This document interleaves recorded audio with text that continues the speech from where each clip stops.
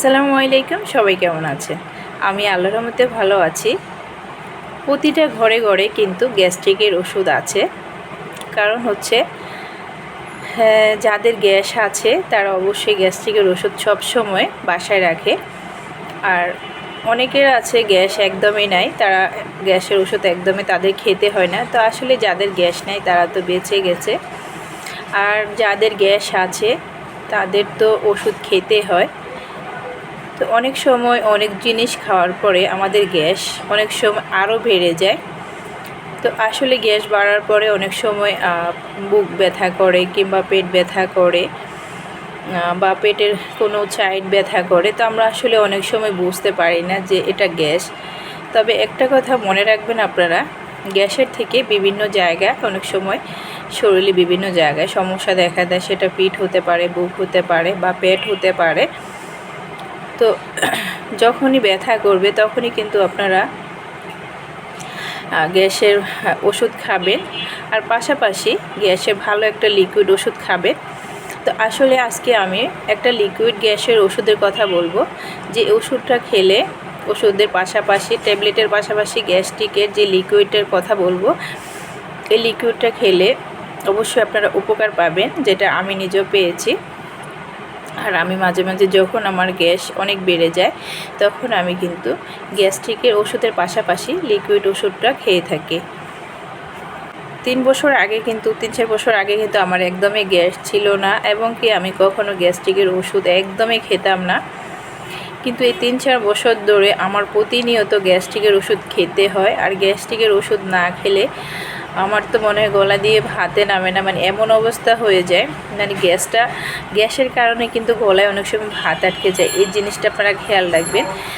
তো আসলে যাদের এরকম সমস্যা হয় বা বুকে ব্যথা করে, তা আপনারা সবসময় চেষ্টা করবেন কিন্তু গ্যাস্ট্রিকের ওষুধ খাওয়ার জন্য। তবে সব ওষুধে কিন্তু কাজ করে না। আমি এর আগে অনেক ওষুধ খেয়েছিলাম গ্যাস্ট্রিকের ট্যাবলেট, কিন্তু আমার কাছে মনে হয় ওগুলো ভালো লাগে না খাওয়ার পরে। এখন আমি একটা ওষুধ খাচ্ছি বেশ কয়েকদিন ধরে। তো এই ওষুধটা আমার কাছে ভালোই লাগতেছে। আর যখন দেখি যে আমার বুক ব্যথা বা পেট ব্যথা করে, তখন আমি ট্যাবলেটের পাশাপাশি লিকুইড ওষুধটা খাই। তবে সব লিকুইড ওষুধ খেলে মানে অনেক ওষুধ আছে লিকুইড যেগুলো খেলে একদম পেট নরম হয়ে যায়।